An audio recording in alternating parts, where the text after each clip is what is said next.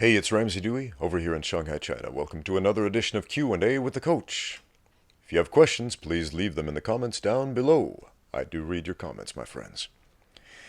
Our friend Justin Fogarty has a question. He sent me an email. He says, I recently started training kickboxing, age 21, and a couple of months in, I had my shoulder dislocated. I feel that happened to me some time ago, fairly recently. So he dislocated his shoulder during light sparring as his opponent parried his jab.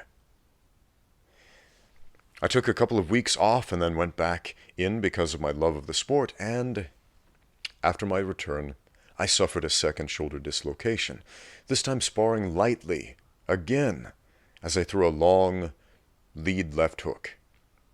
I stopped going after this second incident. It has been 2 months now, and I am waiting to hear back from the results of my MRI. It's been very difficult for me to not be at the gym. It has made me mentally stronger in so many ways that not being there is demoralizing. My coach was very impressed, and I believe I had been making tremendous progress. However, I have many other obligations, and I need to prioritize my physical health. I am curious as to how you are dealing with your recent shoulder situation, and if you have any advice. Okay, Justin. Something I've learned is a dislocated shoulder takes a lot of time to heal correctly. So, man, when did this happen? Happened about a month, less than 2 months ago, I think. And I don't want to get this wrong, but I think the estimated time for a dislocated shoulder to heal, was it 10 weeks, 12 weeks? It was a whole bunch of weeks. It was more weeks than I had in mind in my schedule of not throwing left hooks or jabs or grappling in ways that would put undue pressure on the shoulder, or doing pull-ups or any type of other activity that would allow me to use this shoulder with violent action. Because I miss that. I like that. As opposed to, making talking head videos all the time for 12 weeks or whatever it is. But at this point in the recovery process, I'm at a stage where I feel like, okay, I can get back in the gym and do some light sparring again. And that is potentially dangerous. Fortunately, I have a student who keeps me in check. And even just lifting my arm up like this, I can feel like this arm does not feel the same as this arm. Like there's pressure there, there's stress there, there's some pain there as I do this simple motion, just gesticulating my arms. And I don't want that to happen again. Neither do you, right? Because you got stuff to do.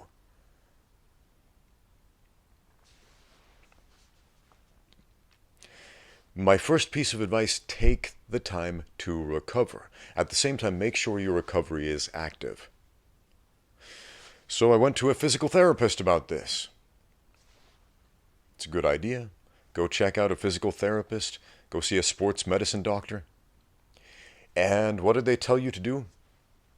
Exercises that help your shoulder to recover and get stronger to help prevent future injuries or future relapses, future dislocations. And what does that come down to? Basically, lots of light, high repetition exercises, things like a TheraBand. It's just like a strip of rubber, thin strip of rubber, and you hold that and you do just different exercises slowly, painfully, stuff like that, just helping your shoulder to rotate in correct ways, and then building up the muscles around that. So if you haven't done that already, go get some physical therapy. Or if you can't afford that, because if you live in the United States, I don't know if you do, if you live in the United States, healthcare is not very affordable there. Man, I remember I had a $300,000 medical bill once when I lived in the U.S. After insurance, my insurance covered 80%, which left me with $300,000 to pay. Man, that sucked. So, Here in China, healthcare is affordable. It's not free. It's not socialized, which is kind of weird. Since it's a communist country, you would expect healthcare would be socialized. But what it is it's affordable. And the more I travel around the world, the more I realize how anomalous American healthcare is. I don't want to turn this into a political rant about the problems with the American healthcare industry, but if anybody has power to change that and they're listening, change that, please. Because there is no reason it needs to be that expensive. Yes, doctors need to make money. They need to get paid for their services. But $300,000 after insurance, that's just unacceptable. Anyway. So I was personally terrified to go see doctors and to go see medical specialists of any kind when I lived in the U.S. because I thought, man, this could bankrupt me. That's terrifying. When you're living paycheck to paycheck or something like that.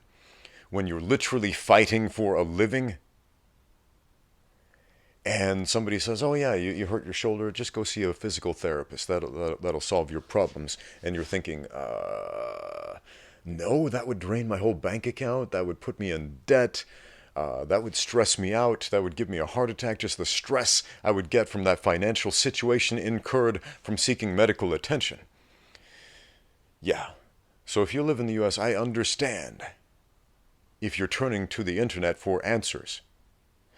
And that's not the worst thing ever, because as far as physical therapy, again, it's very simple exercises that are not going to stress out or aggravate the injury. Very light weight, very simple things. And there are some good videos here on YouTube about how to rehab a dislocated shoulder. Type in some search terms relevant to that. You will find them. But take the time to recover. I know that was like, what was that, like a 5-minute rant about healthcare? But take the time to recover. Man, that's the first thing. So what I'm doing right now, dealing with this dislocated shoulder, I'm teaching my classes as much as I can. So on Mondays, I teach this boxing class. And to box, you kind of need a left shoulder that works. If you're an orthodox fighter, you need to be able to use your jab. It's kind of important. You need to be able to put your hands up in certain ways. You need to be able to, make the different guards and so on. And you need to be able to withstand pressure and impact on that area. And that's difficult when it's dislocated, when it's healing. But when you're about halfway through the process, when you're about 50%, you might start thinking like, yeah, I can do this again. I can get in there. I miss this. You watch other people spar sitting on the sidelines, and you want to jump in there and do it too, especially when you know that you technically know how to do it better. And it's frustrating, being a spectator. I get it, man. I get it. From first-hand experience in more than one way.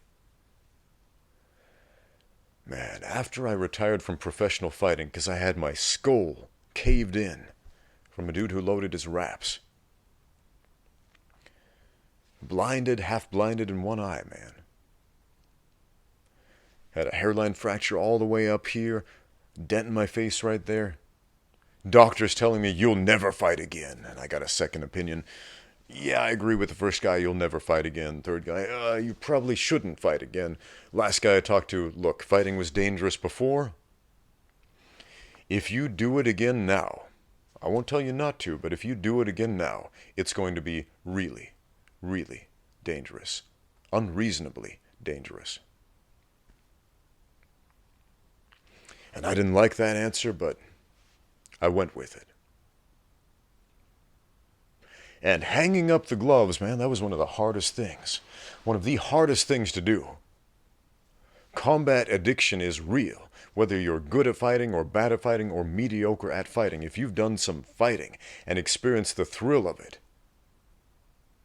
and then you're forced to sit on the sidelines and just watch.